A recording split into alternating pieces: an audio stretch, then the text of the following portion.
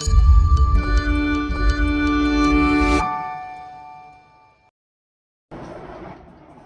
Friend, welcome back to my channel. I hope कि आप सब लोग बहुत अच्छे हो एंड सेफ हो।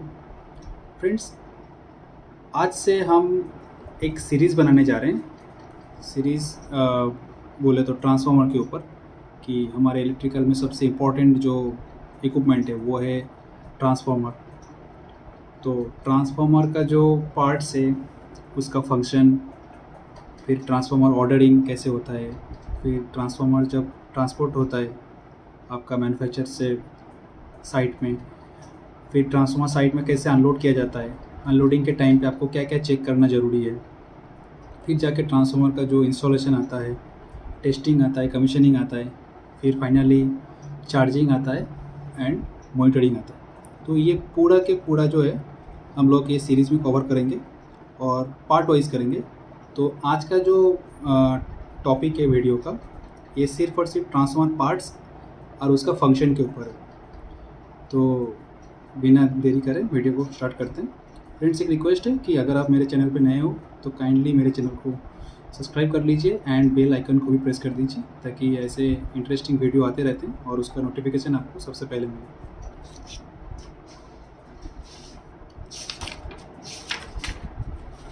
फ्रेंड्स,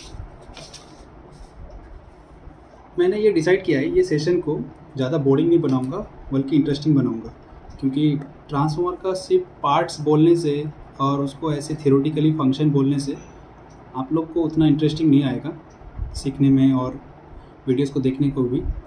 तो एक काम करते हैं, पहले ट्रांसफार्मर का पार्ट्स लिख लेते हैं और वो पार्ट्स का कैसा काम होता है वो हम लोग एक अलग शीट में आपको बताएंगे। तो चलो चालू करते हैं। फ्रेंड्स, पहले ट्रांसफार्मर का जो ये होता है वो होता है कोर। तो कोर क्या होता है क्या नहीं होता है वो हम लोग आपको बाद में बोलेंगे। नेक्स्ट है आपका वाइंडिंग, आपका तीसरा है मेन टैंक,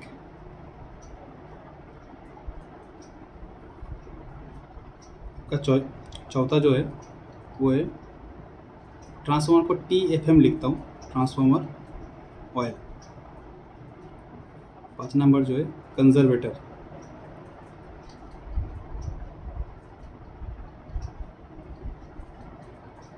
6 नंबर जो है radiator.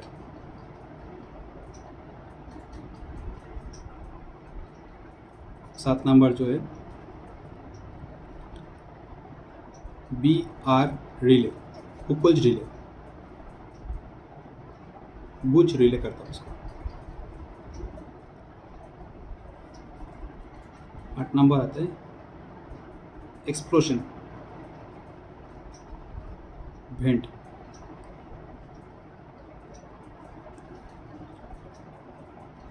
'PRV pressure relief valve.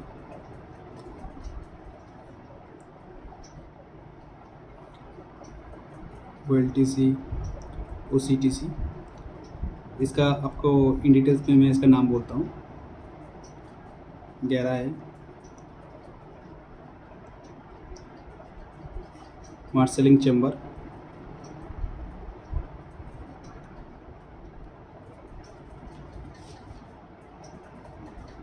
'Breadth.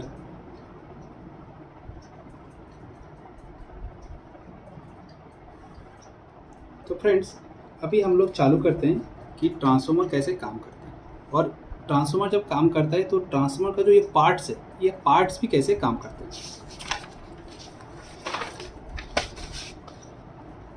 आप लोग को ट्रांसफार्मर का ऑपरेटिंग प्रिंसिपल तो मालूम ही है। ट्रांसफार्मर म्यूचुअल इंडक्शन से काम करता है,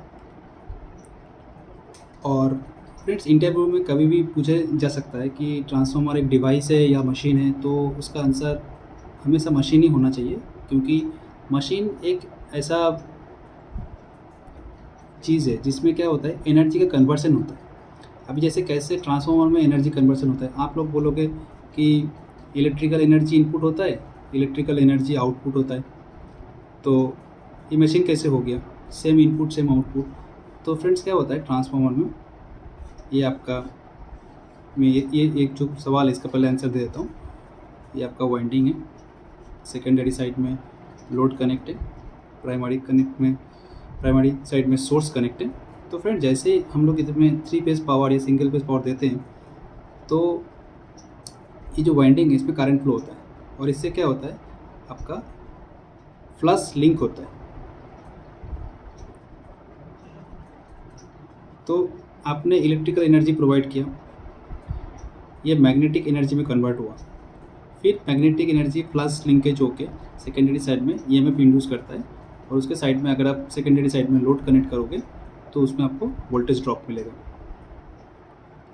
तो कैसे फिर एनर्जी का कन्वर्शन कैसे हुआ, इलेक्ट्रिकल एनर्जी आपने दिया, मैग्नेटिक एनर्जी में कन्वर्ट हुआ, फिर वो मैग्नेटिक एनर्जी इलेक्ट्रिकल एनर्जी में कन्वर्ट होता है। So transformer TFM is a machine. ये बहुत सारे इंटरव्यू में आपको सवाल आएगा, पूछे जा सकता है, तो उसका आंसर जो है वो अप्रोप्रिएट आंसर यही है। तो अभी फ्रेंड्स हम लोग ये देखेंगे ट्रांसफार्मर का पार्ट्स और उसका फंक्शन। फ्रेंड्स बहुत ही इंटरेस्टिंग एक पहले डायग्राम बनाता हूँ। क्या रहता है, ये सिविल कंस्ट्रक्शन रहता है जिसको हम लोग बोलते हैं ट्रांसफार्मर फाउंडेशन, और उसके ऊपर मैंने ट्रांसफार्मर का मेन टैंक ड्रॉ किया और इसको व्हील के साथ कनेक्ट कर दिया। ये आपका सिविल फाउंडेशन है, ये ट्रांसफार्मर का बाई डायरेक्शनल व्हील है।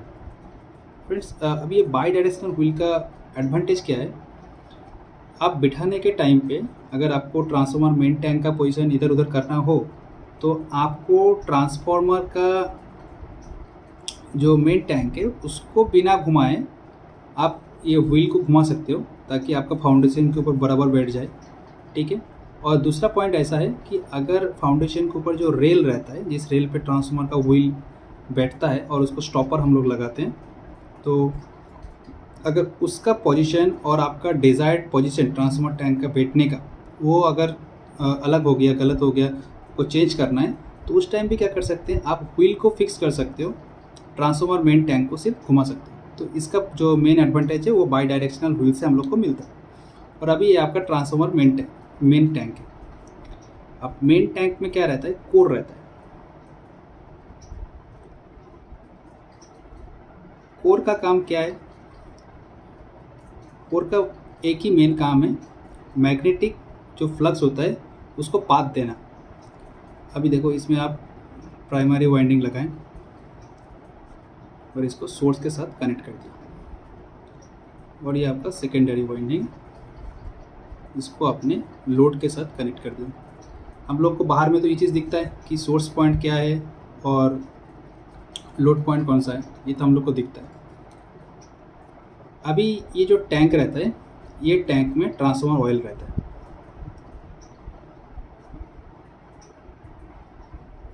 ठीक है। अच्छा, अभी मैंने ट्रांसफार्मर का जो और जो फंक्शन पार्ट्स हैं उसके बारे में क्या बोला, रेडिएटर रहता है, तो मैंने इधर एक रेडिएटर ड्रॉ कर लिया आपको आसान वे से समझने के लिए। अभी ट्रांसफार्मर के ऊपर एक कंजर्वेटर ऑयल टैंक रहता है,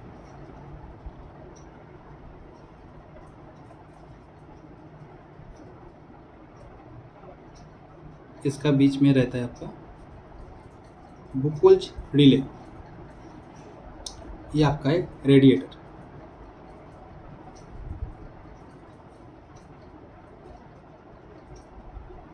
ये रहता है ट्रांसफार्मर एक्सप्लोशन वेंट, उसका भी क्या काम है मैं आपको बोलता हूँ, एक्सप्लोशन वेंट। ये आपका हो गया कंजर्वेटर,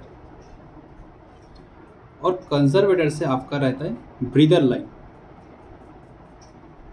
और ब्रीदर भी कैसे काम करता है मैं आपको बोलता हूँ। तो फ्रेंड्स अभी ये जो पहले मेन पार्ट्स है मैंने ड्रॉ कर लिया ऑलमोस्ट, तो मैंने आपको अभी डिक्टेट करना स्टार्ट करता हूँ।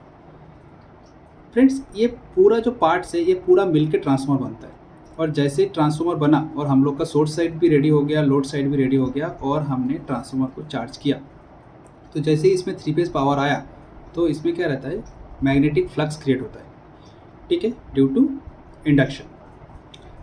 अभी जो मैग्नेटिक फ्लक्स क्रिएट हुआ अभी इसको थोड़ा मैं अलग कलर से करता हूँ फॉर बेटर अंडरस्टैंडिंग।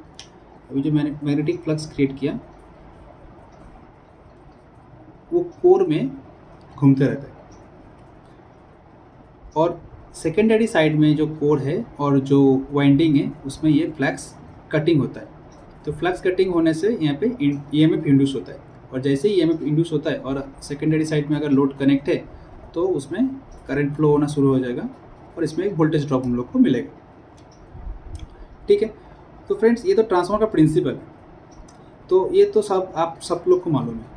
लेकिन जैसे जैसे हम लोग लोड बढ़ाते हैं, लोड बढ़ने का क्या मतलब है, करंट बढ़ना। अगर पावर इंक्रीज कर रहे हैं, ट्रांसफार्मर का लोड बढ़ा रहे हैं, तो इसका करंट भी आपका इंक्रीज होगा। और heat H is equal to I square R T, ये आपका जो हीट है वो करंट के ऊपर डिपेंड करता है एंड रेजिस्टेंस के ऊपर डिपेंड करता है। तो वाइंडिंग रेजिस्टेंस कांस्टेंट, तो करंट जितना बढ़ेगा हीटिंग भी ज़्यादा होगा। तो अभी ये जो रोल आता है वो आता है ट्रांसफार्मर ऑयल का, TFM ऑयल। ये जो ट्रांसफार्मर ऑयल रहता है वो हाइड्रोकार्बन मिनरल ऑयल रहता है। उसका मेन पर्पस होता है क्या, एक तो है इंसुलेटिंग मटेरियल हिसाब से काम करता है, core to body, winding to winding. ठीक है, ये आपका इंसुलेटिंग ऑयल भी है, और एज ए कूलेंट भी यूज़ होता है। पूरा ट्रांसफार्मर का जो वाइंडिंग्स है उनका जो कूलिंग सिस्टम है वो ट्रांसफार्मर ऑयल से कंट्रोल होता है। ठीक है, अभी जैसे जैसे लोड बढ़ता गया ट्रांसफार्मर का ऑयल भी गर्म होता गया। तो अभी नेक्स्ट पार्ट आता है कंजर्वेटर। कंजर्वेटर में क्या रहता है, ये जो ऑयल है, ये जो पाइपलाइन है, ये पूरा ऑयल से भरा रहता है, और इसका 3/4 पार्ट तक, ठीक है, या हाफ पार्ट तक आप ट्रांसफार्मर को इधर तक ऑयल रहता है। तो जैसे जैसे ऑयल गर्म होता है तो ऑयल एक्सपेंशन भी होता है, तो इसका लेवल भी बढ़ता है। अभी देखो जो लेवल बढ़ेगा, मैं इसको दूसरा कलर करूँगा। मान के चलो ये यहाँ तक बढ़ गया। तो कंजर्वेटर का फंक्शन वही है कि जब ट्रांसफार्मर गर्म होता है तो उसका जो ऑयल एक्सपेंशन होता है वो ऑयल एक्सपेंशन होने को उनको जगह देता है। ठीक है, तो ये जो एक्सपेंड हुआ तो वो एरिया में जो ड्राई एयर था वो क्या होगा, ब्रीथ आउट हो जाएगा। ये ब्रीदर से ब्रीथ आउट, क्योंकि ट्रांसफार्मर ऑयल अभी लोड बढ़ा है, ट्रांसफार्मर गर्म हुआ है। ट्रांसफार्मर गर्म हुआ बोले तो ट्रांसफार्मर का वाइंडिंग गर्म हुआ, वाइंडिंग उससे हीट एक्सचेंज होकर ऑयल को गर्म किया, फिर ऑयल एक्सपेंशन होकर आपका ट्रांसफार्मर का जो कंजर्वेटर है उधर जाके एक्सपेंशन होने को उसको जगह मिला और वो एक्सपेंड हो गया। तो ये जो एरिया में एयर था वो कुछ निकल के बाहर ब्रीद आउट हो गया, तो इसको बोलते हैं ट्रांसफार्मर ब्रीदिंग। ये अभी ब्रीद आउट हुआ। लेकिन अगर मान के चलिए कि ट्रांसफार्मर अभी लोड घटाना स्टार्ट हुआ, तो जैसे P घट रहा है तो I भी घटेगा। तो ये जो ऑयल गर्म हो रहा था वो अभी ठंडा भी होगा। तो जैसे ठंडा होता है तो इसका वॉल्यूम भी धीरे धीरे कमता है। तो मान के चलो पहले वो फिर से पहले के जो पोजीशन पे है वहाँ पे आ गया, लेकिन ये एरिया तो खाली नहीं रहेगा। तो फिर ट्रांसफार्मर क्या करता है, ब्रीथ इन करता है। लेकिन जो एटमॉस्फेरिक एयर रहता है वो जब ब्रीथ इन करते हैं तो चांसेस है कि एयर में जो मॉइस्चर्स वगैरह रहता है वो भी अंदर चला जाए, और एयर के साथ अगर मॉइस्चर जाएगा अंदर तो ट्रांसफार्मर ऑयल का जो क्वालिटी है वो उसको डिग्रेड कर देगा, और उसका जो PDV है वो अदर जो उसका पैरामीटर्स है उसको जाके इफेक्ट करेगा। तो वो ट्रांसफार्मर के लिए सही नहीं है। तो क्या रहता है, हम लोग क्या रहता है उसमें सिलिका जेल लगाते हैं। Silica gel as a drying agent से काम करता है। जब ट्रांसफार्मर ब्रीथ इन करता है only for breathe in purpose, वो क्या करते हैं कि जैसे एयर पास होता है वो ट्रांसफार्मर का जो एयर में जो मॉइस्चर रहता है उसको सक कर लेता है और सिर्फ ड्राई एयर को अलाउ करता है एंटर करने में। और उस ब्रीदर के नीचे एक ऑयल पॉट रहता है। वो ऑयल पॉट का फंक्शन वही रहता है कि एयर में जो डस्ट वगैरह रहता है, डस्ट पार्टिकल, तो वो उसको एब्जॉर्ब कर लेता है। तो ये रहा ट्रांसफार्मर का breathe in and breathe out का फंक्शन। और ब्रीद आउट तभी होगा अगर ट्रांसफार्मर ज़्यादा गर्म हो रहा है तो उसका एयर बाहर निकल के आएगा कंजर्वेटर से, और ब्रीद इन तब होगा जब ऑयल ठंडा होकर पहले पोजीशन में चला गया या थोड़ा नीचे चला गया। बोले तो ट्रांसफार्मर अभी कूल मोड पे है तो तब जाके ब्रीद इन होता है। तो ये ट्रांसफार्मर का ब्रीदर फंक्शन हो गया। और कंजर्वेटर भी ट्रांसफार्मर को अलाउ करता है ऑयल एक्सपेंशन होने में। लेकिन अभी मॉडर्न ट्रांसफार्मर में क्या रहता है, ऐसा डायरेक्टली एयर को ऑयल के साथ मिक्स होने का चांसेस नहीं रहता है। तो इसमें एयर सेल रहता है। तो ये कभी कभी इंटरव्यू में आप लोग को पूछे जा सकता है what is air cell in transformer. तो एयर सेल क्या रहता है ट्रांसफार्मर, अगर मैं एक अलग से इधर ड्राइंग करूँ, ये अगर कंजर्वेटर है तो इसमें एक एयर की थैली रहता है, तो और इधर ऑयल एक्सपेंशन होता है। तो क्या रहता है breathe in and breathe out जो भी होता है वो एयर सेल के थ्रू होता है। तो एयर सेल और ऑयल कांटेक्ट में रहता है ताकि डायरेक्ट एयर ऑयल के कांटेक्ट पे नहीं आए और ऑयल को डिग्रेड ना करे, ठीक है। तो इसीलिए मॉडर्न ट्रांसफार्मर में एयर सेल लगाया जाता है। एक्चुअली जो सीसोर एरिया होता है, जैसे जिसमें जिस एरिया का एयर में मॉइस्चर ज़्यादा रहता है उसमें ये एयर सेल का जो ट्रांसफार्मर है वो ज़्यादा यूज़ होता है, लेकिन आजकल सभी ट्रांसफार्मर पे एयर सेल का यूज़ होता है, ठीक है। अच्छा, अभी आया बुकोल्ज रिले। बुकोल्ज रिले कैसे काम करता है, मान के चलिए ट्रांसफार्मर अभी चालू है, ठीक है, और ट्रांसफार्मर में कुछ शॉर्ट सर्किट हो गया, ठीक है, या कुछ इंटरनल फॉल्ट हो गया, कुछ फ्लशिंग्स हो गया, तो उसमें क्या रहता है ये वो जो कूलिंग ऑयल है ना, हाइड्रोकार्बन मिनरल ऑयल, वो क्या रहता है वो डिकम्पोज होके गैसेस जनरेट करते हैं, ठीक है। अगर ज़्यादा उसमें छोटा मोटा शॉर्ट सर्किट है, छोटा मोटा फॉल्ट, इंटरनल फॉल्ट है, एक्चुअली बुकोल्ज रिले जो है ना वो gas and oil actuated relay, इसमें 2 कंपार्टमेंट रहते हैं, ठीक है, और उसमें 2 कंपार्टमेंट में ए एंड ट्रिप दोनों चीज़ का फैसिलिटी रहता है, एक है अलार्म, एक है ट्रिप। तो अगर छोटा मोटा हीटिंग है, हाइड्रोजन गैस जनरेट हो रहा है, तो वो ऊपर का जो आपका कंपार्टमेंट है, ठीक है, वो ऊपर जो गैस है ना वो लाइट होता है, वो ऊपर वाला कंपार्टमेंट से ट्रेवल करता है, तो वो जाके ऊपर का जो कॉन्टैक्ट है फ्लोट स्विच, आपका मरकरी फ्लोट स्विच, उसको जाके कॉन्टैक्ट मेक करता है, ठीक है।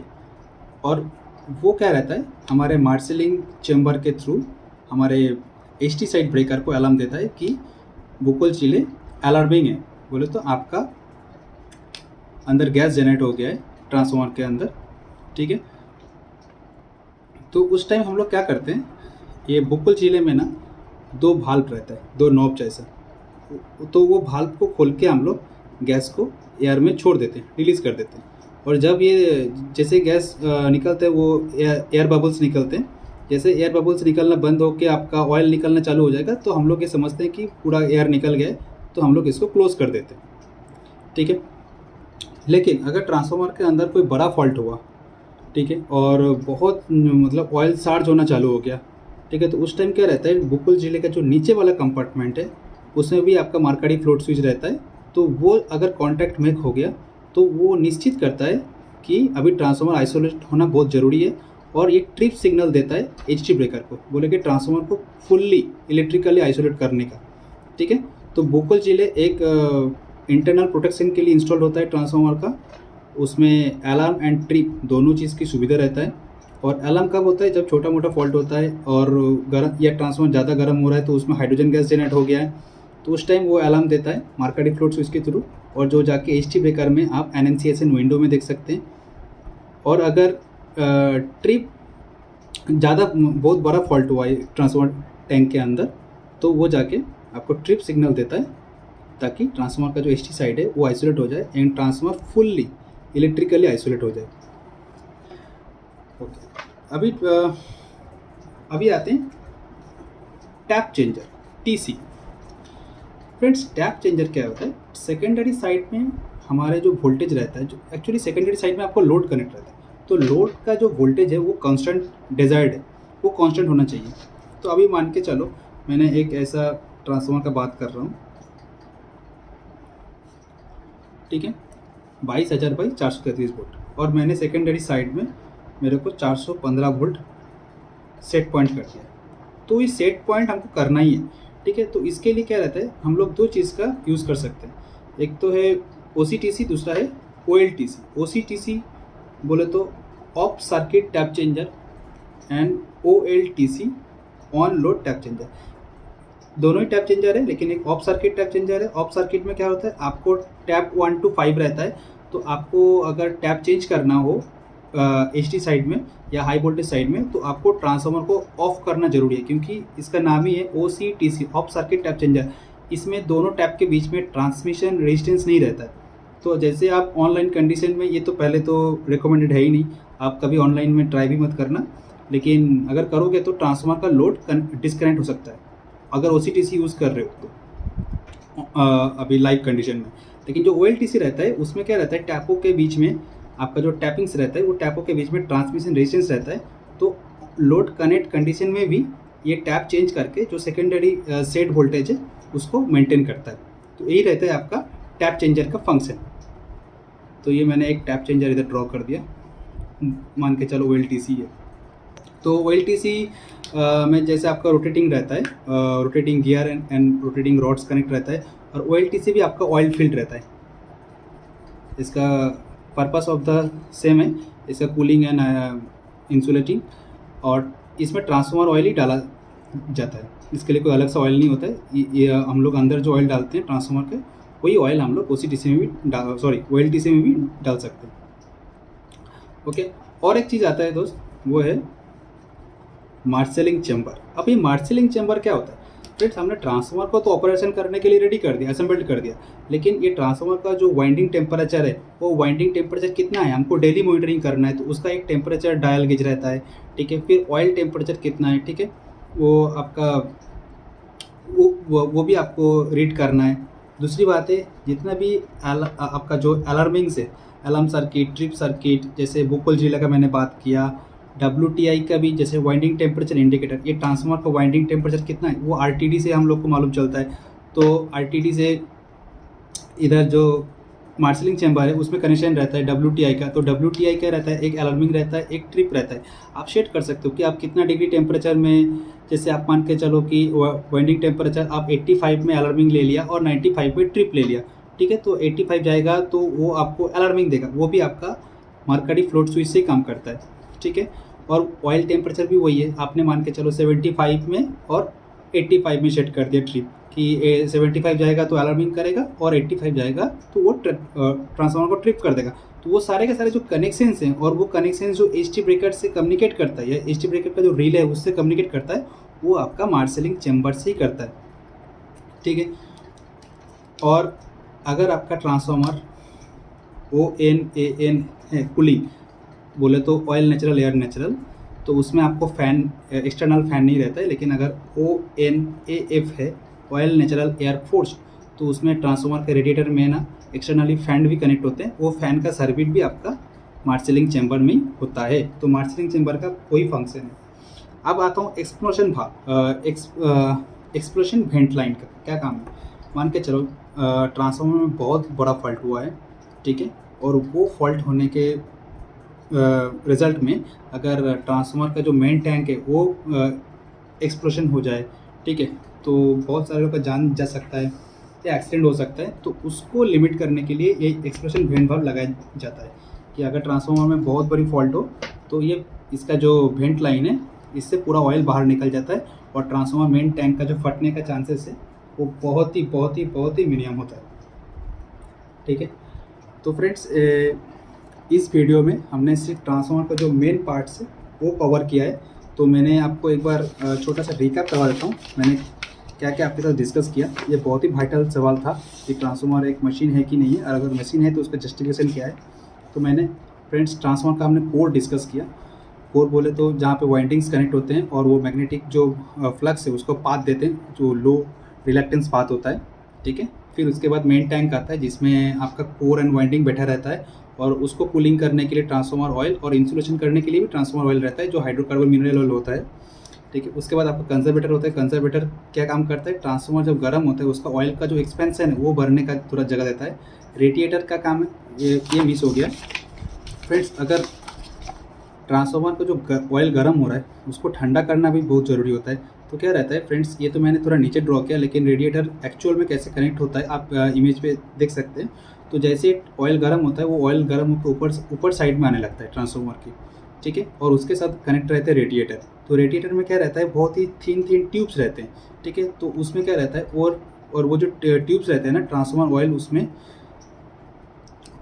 आके ना ऊपर से नीचे गिरता है, कूलिंग होता है, ठीक है, और कूलिंग होके नीचे चला जाता है। तो इस वजह से जो ONAN है ना, उसमें ट्रांसफार्मर का जो ऑयल है वो ऑयल नेचुरल एयर नेचुरल बोले तो ऑयल गर्म होकर ऊपर जाएगा और रेडिएटर में आके ट्यूब्स में गिरेगा, और नेचुरली कूल्ड होता है, बोले तो नेचुरल एयर से कूल्ड होता है। लेकिन अगर बड़ा ट्रांसफार्मर है, उसका MVA बड़ा है, तो उसमें ऑयल नेचुरल तो रहता है, ऑयल गर्म ऊपर जाएगा, लेकिन एयर फोर्स भी रहता है एक सर्टेन टेम्परेचर के बाद, ठीक है। वो पंखा चालू होता है और पंखा चालू होकर ऑयल को फोर्स करके ठंडा करता है।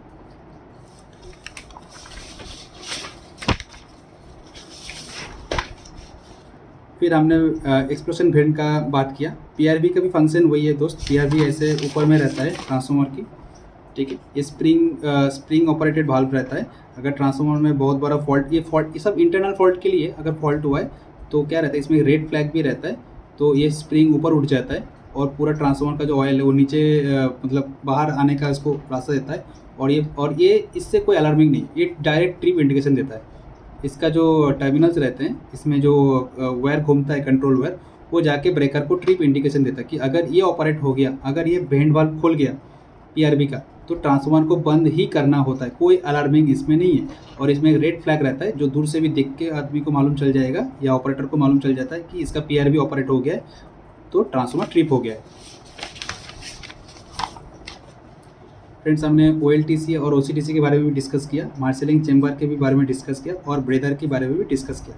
तो फ्रेंड्स, इस वीडियो में हमने ट्रांसफार्मर का जो पार्ट्स है और उसका फंक्शन समझा है। नेक्स्ट वीडियो में हम लोग ट्रांसफार्मर ऑर्डरिंग करने से पहले क्या क्या चीज़ देखते हैं, ट्रांसफार्मर ऑर्डरिंग जब करते हैं तो कैसे करते हैं, और ट्रांसफार्मर जो मैन्युफैक्चर से बन के आता है तो उसका ट्रांसपोर्टेशन कैसे होता है, और साइट में उसका अनलोडिंग और अनलोडिंग करने के टाइम क्या क्या चीज़ देखना चाहिए, वो भी हम लोग पार्ट 2 में डिस्कस करेंगे। तो आशा रखता हूँ कि आप लोग को ये वीडियो अच्छा लगा होगा, और अगर अच्छा लगे तो आप इसको बार बार देखो। और पहले तो है कि मेरा पहला मोटिव रहता है कि आप लोग पहले वीडियो का जो कंटेंट रहता है उसको समझ जाओ टेक्निकली, उसके बाद शेयर करो, लाइक करो और मेरे को बहुत बहुत सपोर्ट करो। Thank you.